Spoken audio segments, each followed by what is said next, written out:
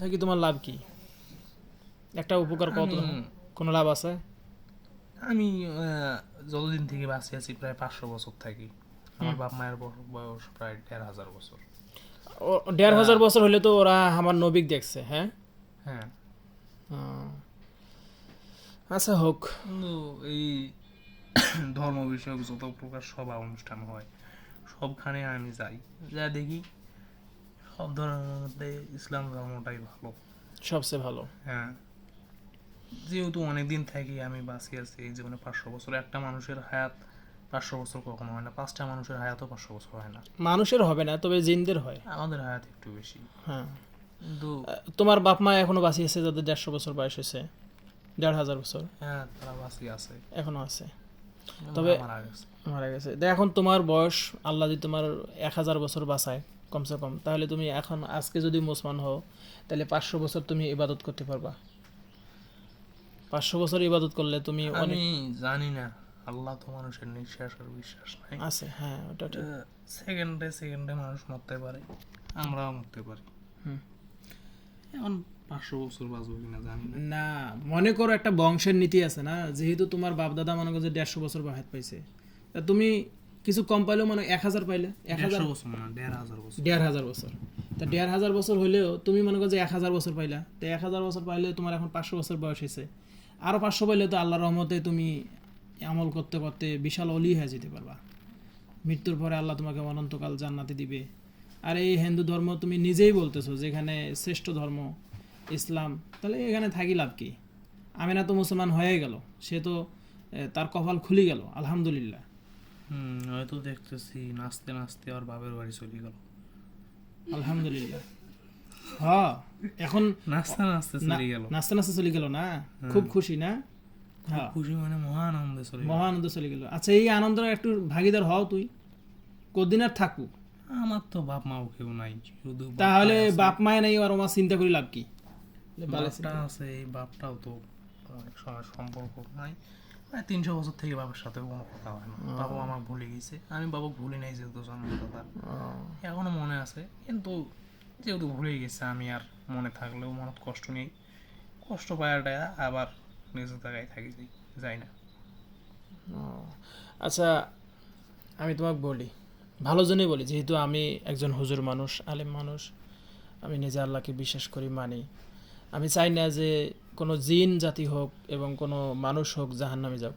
আমি আমার পক্ষ থেকে তোমাকে ইসলামে দাওয়াত দিচ্ছি, তুমি আল্লাহর রহমতে কবুল করো, তুমি মুসলমান হও। হ্যাঁ, মুসলমান হয়ে যাও। কিন্তু হুজুর আমি তো অপবিত্র জায়গা থাকি। ওইটা আমি নাও করি। যদি ভাই শোনো, যদি তুমি জান্নাত যাইতে চাও, তা দুনিয়ার একটা কষ্ট সহ্য করি নিবারে নেবে। ভালো মানুষেরও একটা কষ্ট হয়। তুমি পবিত্র হয়ে তুমি একটা ভালো স্থান খুঁজিয়ে সেখানে চলে যাও, তাহলে তোমার পরবর্তী জীবনটা আল্লাহ দিলে ভালোই কাটবে। কথা বোঝো নাই? আর একটু ভালো কাজের জন্য একটু কষ্ট সহ্য করতেই হবে, কষ্ট না করলে কিষ্ট মিলে, এটা করতেই হবে। আর এই যে দেখো, বাপ মাও মরে গেছে, চলে গেছে, তোমার বাপ এখনো বাঁচিয়ে আছে, যার যার তার মৃত্যুর পরে কি কারো কারো উপকারত আসবে? মৃত্যুর পরে কেউ কারো উপকারে আসে না। আসে না। এবং আমাদের হিন্দু ধর্মে একটা প্রচলিত আছে, মৃত্যুর পরবর্তী কোনো জীবন নাই, এই দুনিয়ার যেখানে দিন বাঁচে আছে এইটাই। কিন্তু হিন্দু ধর্মের ভিতরেও তো এটা আছে, তুমি এটা হয়তো জানো না। হিন্দু ধর্মে বলো, ওরা পুনরুত্থান বলে, যে মহাদেবতা একজন আছে, মৃত্যুর পরে তার সামনে যেতে হবে, সে মানুষের ভালো মন্দর বিচার করে। আমি গিয়েছিলাম একদিন এক হিন্দু অনুষ্ঠানে, যখন আমার বয়স মনে হয় 65 কি 70। হুম 65-70 বছর হলে মানুষ মারা যায়, কিন্তু আমি তখন কেবল এই ছেলেটা যেরকম এরকম উঠতি বয়স মনে হয়। আমাদের যে গড় আয়ু সেই অনুযায়ী উঠতি বয়স 65-70। তখন আমি সম্পূর্ণভাবে সব দুয়ারখানে খাড়া দেখেছিল এইটা যা দেখলাম, তাদের ভাষণ, তাদের এমন এমন কিছু কথা যেগুলা শুনে আমারই মনে হয়েছে যে এগুলা কোনো ধর্মই না, ধর্মই নয়। আর কিছুদিন আগে তো আমাকে একটা হিন্দুর সাথে আমার ওই যে রুগী আছিল, বুঝছো, ওয় আসি কয়েছে কি, ওয় হিন্দু ব্রাহ্মণ, আমার শ্বশুর বাড়িতে চিকিৎসা করছিলাম, তখন আসি কয়েছে যে হুজুর, হামাক তোরা কী ধর্মের কথা কন, আমার তো ধর্মটাই ধর্ম নয়, এই ধর্ম যায় যত নাচতে পারে, যায় যত গান করার পারে, কোনো ধর্মই না। হ্যাঁ ধর্মই নয়। কয়েছে এলা বেকার, এরা এরা মানুষের রক্ত খায়, তারপরে বিভিন্ন অপকর্ম করে, নাচ গান করে, করলে আমার আরো বেলে এইটা বেলে সব, তা গুনার কাজ যেটা সেটা করলে কোনোদিন সব হয়। তা ওই একটা হিন্দু ব্রাহ্মণ হয়ে যদি কয় যে এটা ধর্ম, আমার ধর্ম কিছু নয়, তা তুই সাধারণ মানুষ হয়ে ফির না বুঝেছিস। আর আর এই এখানে জন্য তো তো ওই ধর্ম আমি মানি না, হুম মানি না ওই ধর্ম, কিছু বুঝি না আমি, অন্য ধর্ম মানি না, ওটাও মানি না। এই যে সর্দি একটা খারাপ অভ্যাস হয়েছে, হুম। টয়লেটে ঘুরি বেড়া, মানুষের টয়লেট যখন এই বক্ক যায় টয়লেট থাকে, হ্যাঁ হয় যে হয় নাই, হঠাৎ করে কেমন কেমন করে, হ্যাঁ হ্যাঁ, কেমন মুখ বাঁকা হয়ে যায়, এই তো আমাকে আজকেই তো বললো এগুলো। হ্যাঁ ওইটা মুয়ে করো শরীর। ও ওই খুব দুঃখ নিয়ে কইছে। তো ওর বড় ভাই হয়ে দেখি বললো, ওই জন্য আমি গোসল করার পরে নিয়ত করলাম, খাওয়া দাওয়া করি, পাঞ্জাবি পরে নি, মাথা টুপি দিয়ে আসিয়ে বসলাম যে ছোটো বোনটার একটা অসুবিধা, ওনাকে একটু পানি পড়ে দেয়। আর ওই এমন কাল থেকে কওয়া শুরু করছে, মানে আতরে পানি পড়ি দাও তো ওখানে ঝাড়ি দাও। তা ঝাড়ি দিতে দিতে অক্ষণ মানে চোখ বন্ধ কর, দেখতো কিছু দেখতে পাইস নাকি, এই তারপরে থেকে এই যাব তো, যে একটা শয়তান আছিল, ওর খুব ক্ষতি করছিল, ওক মারি ফেলানো, আমি না ভালো হয়ে গেল। হ্যাঁ ওইটা সাপ হয়ে আর দুই এর গল্প আছে। হ্যাঁ ওই খুব খারাপ আছিল। আর ওর কাছে 4 জন আছে আলহামদুলিল্লাহ, ওরা আগে থেকেই আছে, ওরা অনেক ভালো। আর আমার কেন জানি মনে হয় এই ছেলেটার ভবিষ্যতেও কোনো সমস্যা হইতে পারে। হুম, সমস্যা হইতে পারে না, ওর জন্য দোয়া করো। আর ওকে কেউ কোনো নাগানি টাগানি করছে কিনা একটু বলো তো। যে ওর সাথে সঠিকভাবে মিশছে থাকছে, হুম সে কখনোই ওর খারাপ চাবে না। হ্যাঁ ঠিক, ছেলেও অনেক ভালো, অনেক বক্কর, অনেক ভালো। এখন ভবিষ্যতে ওর কোনো যদি ক্ষতি না হয়, আর ওটা কথা তো আর কওয়া যাচ্ছে না, না ভবিষ্যতে ওর ক্ষতি হতে পারে, আবার নাও হতে পারে, না হওয়ার আশঙ্কাটা বেশি। বেশি আছে। আর ক্ষতি হলে কি ক্ষতি হবে, জিন জাতির মধ্যে দিয়ে হবে না মানুষ ক্ষতি করবে? এটি হলে এই যে ভূত জিন মানুষকে ধরি আউল বল বকায়, এই জায়গা থেকে ওই জায়গা নিয়ে যায়, হুম হুম। ওকে হয়তো বেশি ক্ষতি করতে পারবে না, তবে মানে হয়তো দুই একবার ওকে এক জায়গা থেকে আরেক জায়গায় স্থানান্তরিত করতে পারে। হুম। আচ্ছা হোক, তার জন্য আমরা সতর্ক থাকবো। আর বক্কর অনেক মানে নম্র ভদ্র দেখি সবাই ওকে পছন্দ করে, তাই না? হুম। এইটাই একটা ইয়ে হয়েছে। তা আমিও বলছি যে ঠিকভাবে নামাজ বন্দেগী পড়লে, ভালোভাবে আমল করলে ওইটা আর খারাপ জিনেরা ওইটা করতে পারবে না। আচ্ছা তোমার নাম কি? আমার নাম কালুয়া। আচ্ছা কালুয়া, এই হুম। এই নামটা তো কায় দিছে তোর বাপ? আমার বাপে দিয়েছিল, আমি অনেক কালো। এই জন্য তো কথা, মানে দুনিয়াতে এতগুলা নাম থাকতে তো কালুয়ে একটা নাম দিছে, কালো দেখি মানুষ কালুয়ে নাম থুবে নাকি ভাই? তো বাপ হয়ে তো অন্যায় করছে রে। এই জন্য তো এই বাবার সাথেও সম্পর্ক নাই, আমি কালো দিকে আমার থুয়া চলে গেছে। হুম, মানুষ একটা কয় যে নিজের শৈল কালা হোক খোড়া হোক, তারপরেও এমন নিজের শৈল। ওগুলো খালি মুখের মিঠা, বাস্তবে নয়। হুম, ঠিকই, সবাই মুখের মিটে দেয়, বাস্তবে আসলে কারও দেখে না। এখন পিছনে কথা কয়ে লাভ নাই, বকরের অনেক কষ্ট হচ্ছে।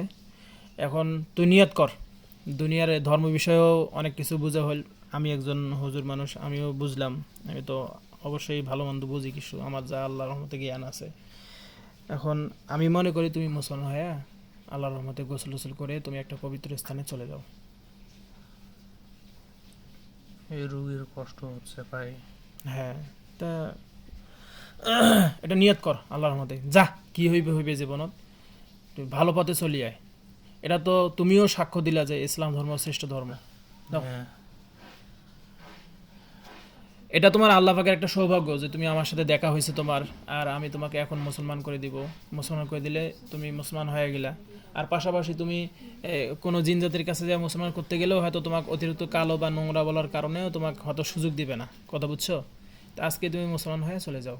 জিনেরাও অনেক খারাপ, ওরা অনেক খারাপ, ওরা মানুষের যেমন হিংসা করে। সাদা কালো হ্যাঁ হ্যাঁ হ্যাঁ, পছন্দ অপছন্দ থাকে, এদের ওই রকম থাকে, এরাও হিংসা করে।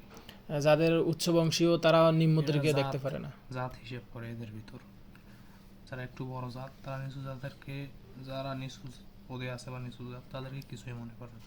কিছুই মনে করে না।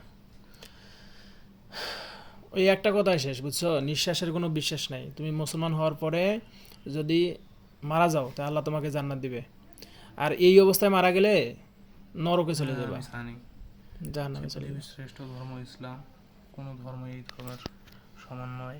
এই ধর্ম ছাড়া অন্য কেউ, কোনো ধর্ম কাফের মুশরিক হয়ে মারা গেলে সে বিনা হিসেবে জাহান্নাম। জাহান্নামে যাবে, মাশাআল্লাহ। আচ্ছা তওবা করো, আস্তাগফিরুল্লাহ রাব্বি।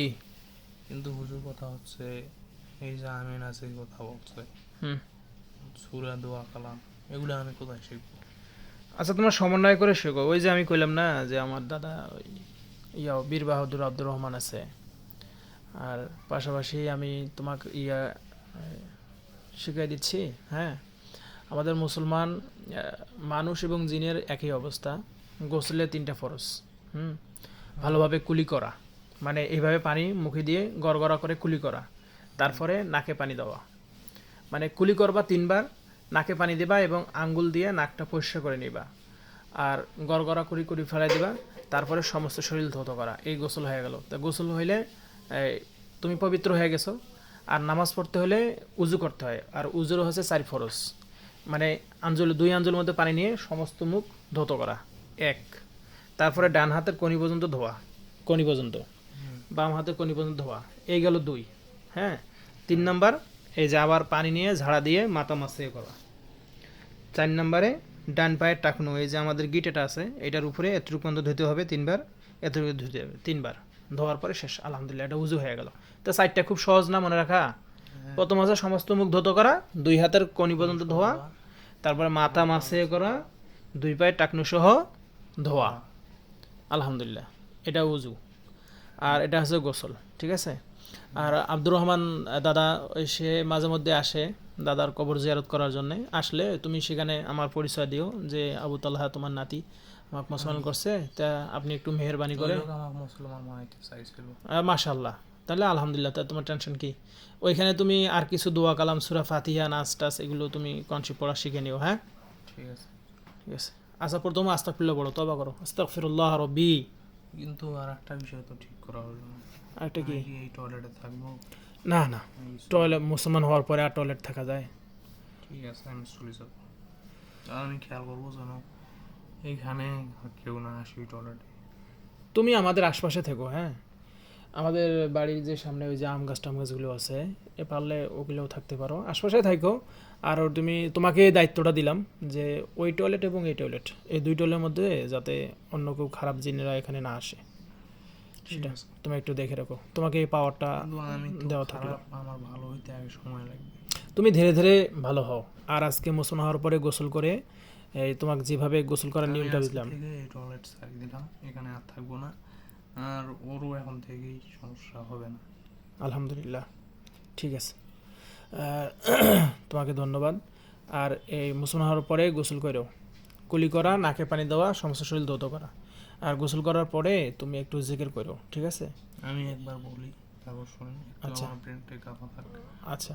গোসলের জন্য কুলি করা, নাকে পানি দেওয়া, এবার সমস্ত শরীর ধুয়ে ফেলা, ধুয়ে ফেলা শেষ, আলহামদুলিল্লাহ। তারপরে ওজুর জন্য সমস্ত মুখ ধোয়া, দম হাতের কোন সহ ধোয়া, তারপরে মাথা মাসে করা, 2 পাও ধুয়ে ফেলা। 2 পাও ধুয়ে ফেলা মানে টাকনু সহ, মানে টাকনুর উপর পর্যন্ত বা হাঁটুর নিচ থেকে 2 পাও ধুয়ে ফেলা, আলহামদুলিল্লাহ। এটা হচ্ছে উজু।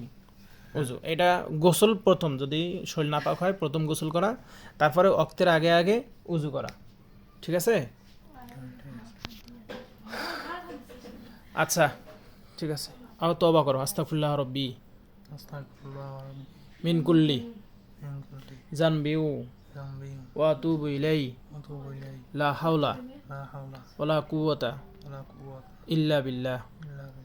হে আল্লাহ, আমি মুসলমান হচ্ছি। ধরবে না না, ছাড়ি দাও। মুসলমান হচ্ছি। হে আল্লাহ, আপনি আমার তওবা কবুল করেন এবং আমাকে কবুল করেন। আল্লাহ আপনি এক, অদ্বিতীয়। হযরত মুহাম্মদ সাল্লাল্লাহু আলাইহি ওয়াসাল্লাম আল্লাহ তাআলার বান্দা ও রাসূল। লা ইলাহা, আঙ্গুলটা একটু দেখো, লা ইলাহা ইল্লাল্লাহু মুহাম্মাদুর রাসূলুল্লাহ। আশহাদু আল্লা ইলাহা ইল্লাল্লাহু ওয়া আশহাদু আন্না মুহাম্মাদান আবদুহু ওয়া রাসূলুহু। আল্লাহ ছাড়া আর কোনো মাবুদ নাই। হযরত মুহাম্মদ সাল্লাল্লাহু আলাইহি ওয়াসাল্লাম আল্লাহ তাআলার বান্দা ও রাসূল। ঠিক আছে, হ্যাঁ। তোমার একটা নাম দিয়ে দেই। তোমার নামটা আমি আমার এই যে দাদা আব্দুর রহমানের নামে নাম দিলে কেমন হয়? হ্যাঁ, ওই নাম তো শুনছি যে দুইটা নাম খুব ভালো, একটা আব্দুল্লাহ আর আব্দুর রহমান। মাশাআল্লাহ, তুমি এটাও জানো? আমি খুব খুশি হলাম তোমার কথা শুনে। তা তুমি কোন নামটা পছন্দ করবা বলো, আব্দুল্লাহ আব্দুর রহমানের মধ্যে?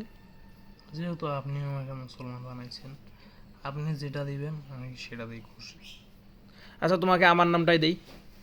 ঠিক আছে, তাহলে আমি আরো বেশি খুশি হব। আমার নাম হচ্ছে মাওলানা আবু তালহা। মাওলানা আবু তালহা। হ্যাঁ, তোমার নাম হলো আবু তালহা।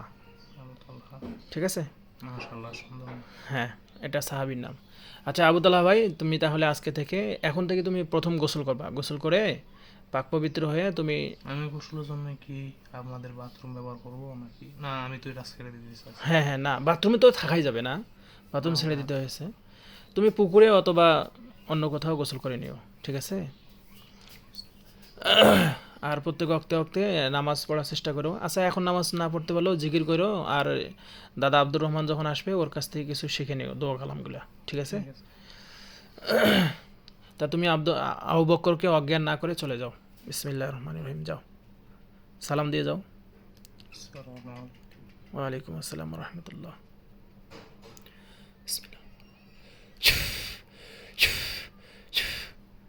বক্কর, আবু বক্কর।